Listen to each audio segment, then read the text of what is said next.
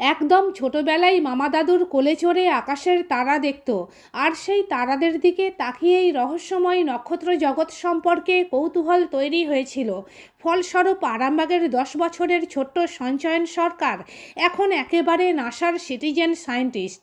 আগামী অক্টোবর মাসে বৃহস্পতির উপগ্রহ ইউরোপায় যে মহাকাশযান যাবে, তার মাইক্রোচিপে অন্যান্য বিজ্ঞানীদের সঙ্গে সঞ্চয়নের নামও লেখা থাকবে। শুধু তাই নয়, ইতিমধ্যেই নাসার ওয়েব পেজে বিখ্যাত সব বিজ্ঞানীদের সঙ্গে তার নামও প্রকাশিত হচ্ছে। উল্লেখ্য, অনলাইনে নাসার বিভিন্ন ওয়েবসাইটে প্রজেক্ট তৈরির মাধ্যমে ছোট্ট সঞ্চয়ন এই কৃতিত্ব লাভ করে। তার প্রিয় বিষয় অ্যাস্ট্রোফিজিক্স অর্থাৎ জ্যোতির্পদার্থবিদ্যা।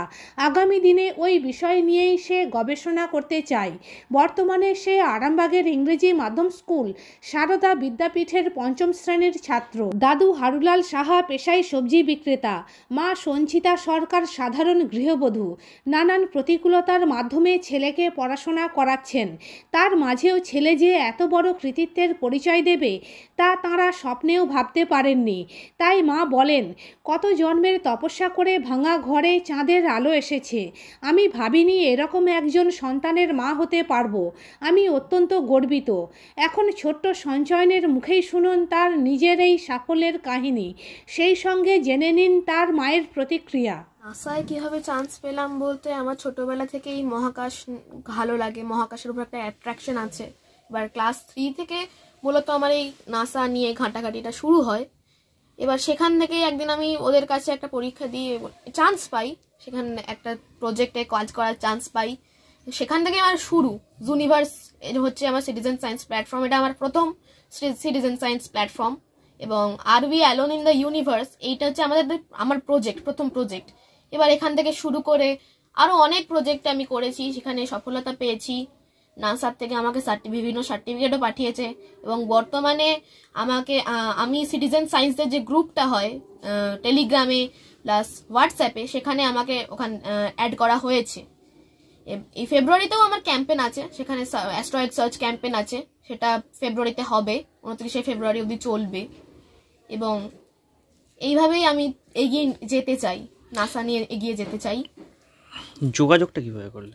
অনেকে তো করতে চাইবে, তো যদি করতে চায় কিভাবে যোগাযোগ করবে তারা? মানে নাসার সাথে কি? একদম নাসার সাথে যোগাযোগ বলতে, এখানে ওদের ওয়েবসাইট থাকে, বিভিন্ন সিটিজেন সায়েন্স প্ল্যাটফর্ম থেকে তারা যদি এলিজিবল হয় সেক্ষেত্রে তারা পার্টিসিপেট করতে পারে। কারণ এগুলো তো সিটিজেন সায়েন্স, এগুলো মানে একদমই যে সায়েন্টিস্ট আমরা তা বলবো না, আমরা সিটিজেন সায়েন্টিস্ট। অর্থাৎ আমরা এই যে প্রজেক্টগুলো, সেই প্রজেক্টে ভলেন্টিয়ারের মতো কাজ করি।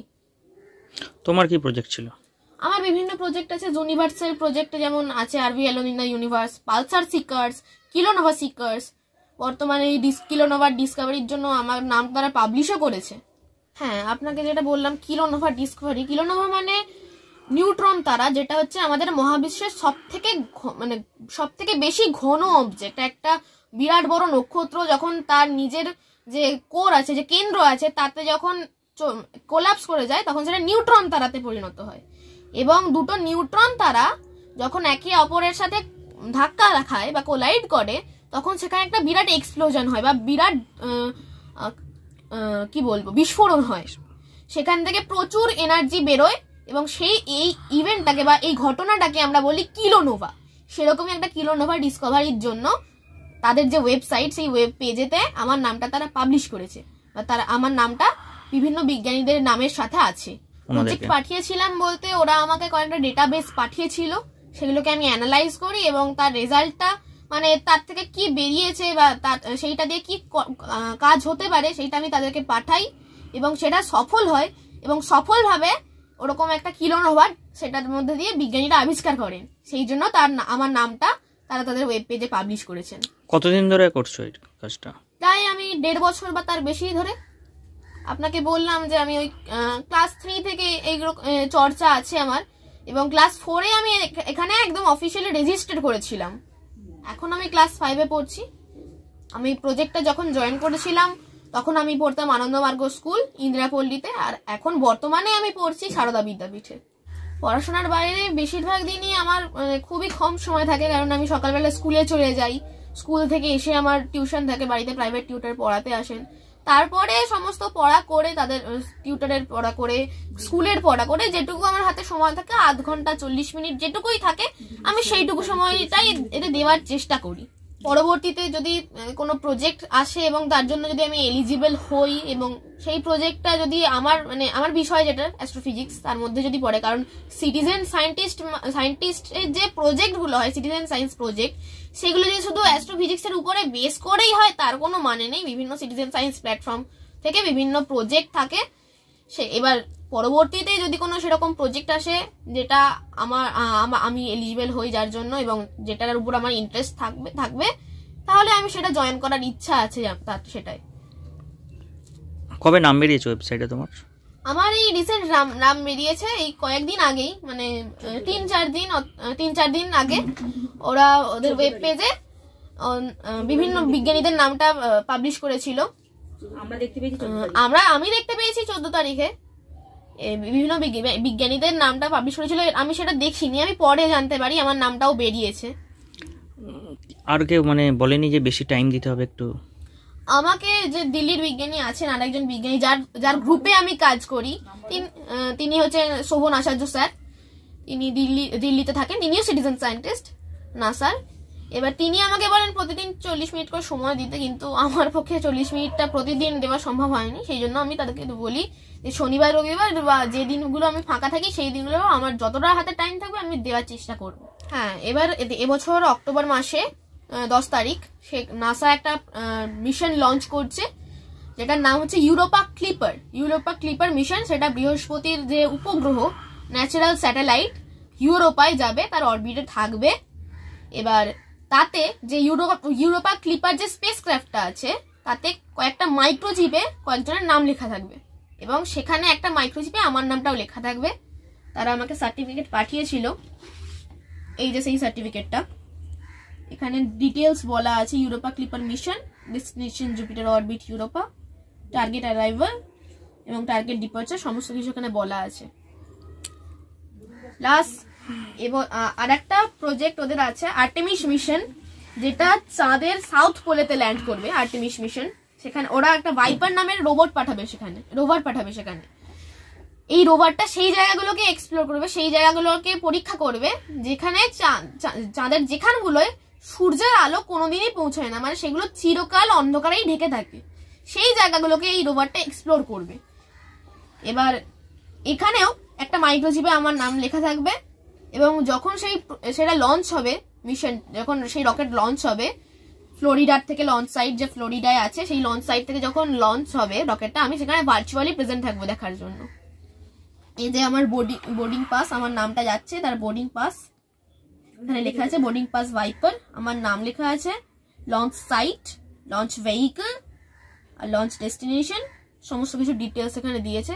এটাও ওরা আমাকে অনলাইনের মাধ্যমে পাঠিয়েছিল। এইসবের নেশা বলতে, আমার দাদু তো সবজি বিক্রেতা, এবার উনি আমাকে কি করতেন, আমি যখন খুবই ছোট ছিলাম তখন আমাকে তারা দেখাতে নিয়ে যেতেন। আমাদের পাশেই মাঠ আছে, সেখানে তিনি নিয়ে যেতেন। আমাদের ছাদ নেই, আমি ছাদে উঠে দেখতে পাইনি কোনোদিন তারা, সেই জন্য আমাকে মাঠে নিয়ে যেতেন। মাঠে নিয়ে গিয়ে আমাকে তারা দেখাতেন।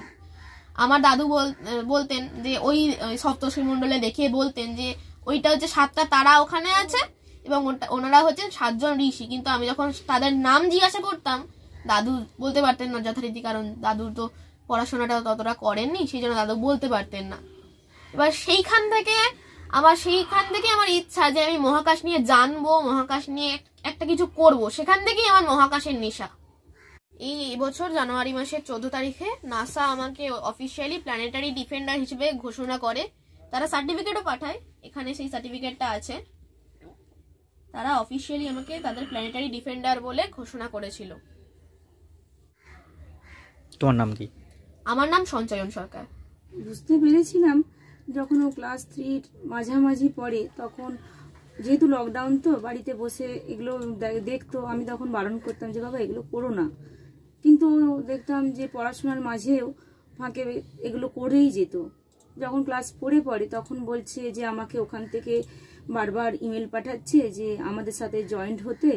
আমি তখন ভেবে দেখলাম যে ছেলে যখন এটা নিয়ে একটা এগোতে চাইছে, আমি তার ইচ্ছাটা আমার জন্য তো আর বন্ধ করে দিতে পারি না। ঠিক আছে, তখন আমি রাজি হলাম যে ঠিক আছে বাবা। আমরা এর মধ্যে কিছু জানতাম না যে এগুলো কিভাবে করতে হয় না হয়। ওখানে ফর্ম ফিল আপ করেছে অনলাইনে, ওখান থেকে ওই সব কিছু ব্যবস্থা করে ও নিজেই সমস্ত কিছু করেছে। শুধু একটা কথাই আমি জিজ্ঞাসা করেছিলাম, কারণ আমার মাথায় এগুলো ঢোকেনি যে এরকম কিভাবে কি করতে হয়। আমি একজন ওর স্যারকে জিজ্ঞাসা করলাম যে ভাই এগুলো করা কি খারাপ? তখন বললো না দিদি, এগুলো কোনো করা খারাপ না, এগুলো ভালো জিনিস, ওর ট্যালেন্ট আছে, আপনি কেন বারণ করছেন? তারপর থেকে ও এই কাজ এগিয়ে নিয়ে যায়। পড়াশোনার বাইরে আর কি কি করে? পড়াশোনা আবৃত্তি করে, অ্যাঙ্কারিং শেখে, আঁকা শেখে, ক্যারাটে করে। ওর এগুলো ইচ্ছা। আমি ওকে জোর করি না কখনো কোনো কিছুতে।